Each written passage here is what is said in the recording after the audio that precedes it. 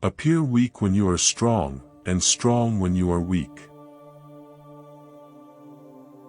Let your plans be dark and impenetrable as night, and when you move, fall like a thunderbolt. The supreme art of war is to subdue the enemy without fighting.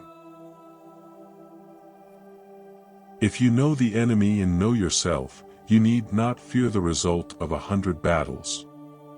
If you know yourself but not the enemy, for every victory gained you will also suffer a defeat. If you know neither the enemy nor yourself, you will succumb in every battle. In the midst of chaos, there is also opportunity.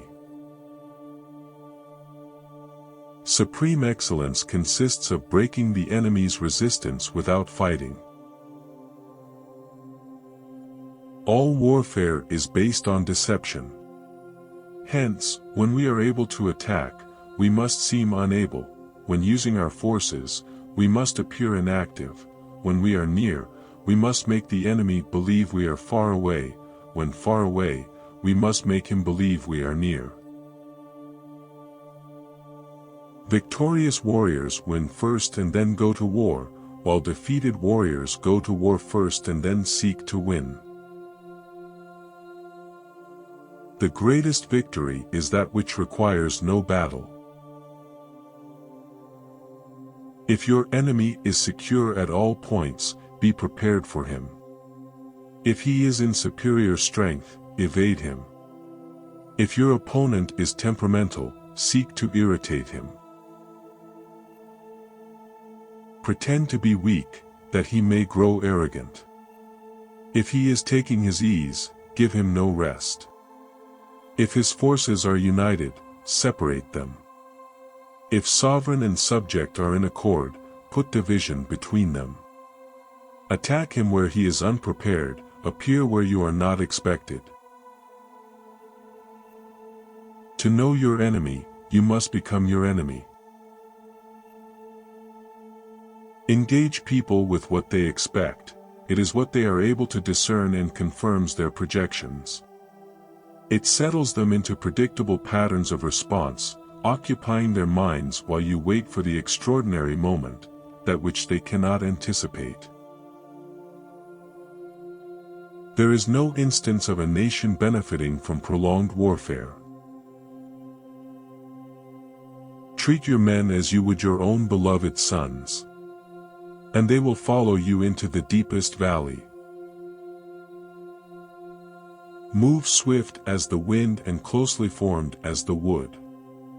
Attack like the fire and be still as the mountain. When you surround an army, leave an outlet free. Do not press a desperate foe too hard. Opportunities multiply as they are seized. There are not more than 5 musical notes, yet the combinations of these 5 give rise to more melodies than can ever be heard. There are not more than 5 primary colors, yet in combination, they produce more hues than can ever been seen. There are not more than 5 cardinal tastes, yet combinations of them yield more flavors than can ever be tasted. Who wishes to fight must first count the cost. When the enemy is relaxed, make them toil. When full, starve them. When settled, make them move. If you wait by the river long enough, the bodies of your enemies will float by. Know yourself and you will win all battles. To win 100 victories in 100 battles is not the acme of skill. To subdue the enemy without fighting is the acme of skill. So in war, the way is to avoid what is strong, and strike at what is weak. Be extremely subtle even to the point of formlessness. Be extremely mysterious even to the point of soundlessness. Thereby you can be the director of the opponent's fate. Build your opponent a golden bridge to retreat across. The wise warrior avoids the battle. The whole secret lies in confusing the enemy, so that he cannot fathom our real intent. When strong, avoid them. If of high morale, depress them. Seem humble to fill them with conceit. If at ease, exhaust them. If united, separate them. Attack their weaknesses. Emerge to their surprise. What the ancients called a clever fighter is one who not only wins, but excels in winning with ease. One may know how to conquer without being able to do it.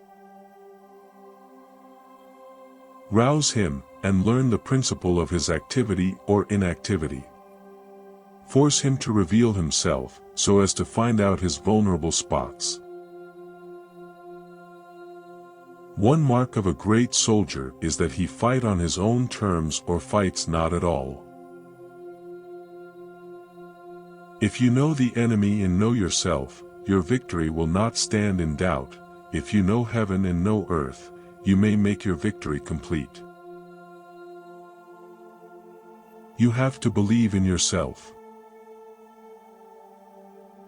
He who is prudent and lies in wait for an enemy who is not, will be victorious. If your opponent is of choleric temper, seek to irritate him. Pretend to be weak, that he may grow arrogant. If the mind is willing, the flesh could go on and on without many things. Attack is the secret of defense, defense is the planning of an attack. Thus the expert in battle moves the enemy, and is not moved by him. Anger may in time change to gladness, vexation may be succeeded by content. But a kingdom that has once been destroyed can never come again into being, nor can the dead ever be brought back to life. There are roads which must not be followed, armies which must not be attacked, towns which must not be besieged, positions which must not be contested, commands of the sovereign which must not be obeyed. Great results can be achieved with small forces. When one treats people with benevolence, justice, and righteousness, and reposes confidence in them, the army will be united in mind and all will be happy to serve their leaders. Attack him where he is unprepared, appear where you are not expected. Pretend inferiority and encourage his arrogance. Convince your enemy that he will gain very little by attacking you, this will diminish his enthusiasm. Ponder and deliberate before you make a move. If quick, I survive. If not quick, I am lost. This is death. Ultimate excellence lies not in winning every battle, but in defeating the enemy without ever fighting. He will win who knows when to fight and when not to fight. Knowing the enemy enables you to take the offensive, knowing yourself enables you to stand on the defensive. To secure ourselves against defeat lies in our own hands, but the opportunity of defeating the enemy is provided by the enemy himself. If ignorant both of your enemy and yourself, you are certain to be in peril. It is easy to love your friend, but sometimes the hardest lesson to learn is to love your enemy. Plan for what it is difficult while it is easy, do what is great while it is small.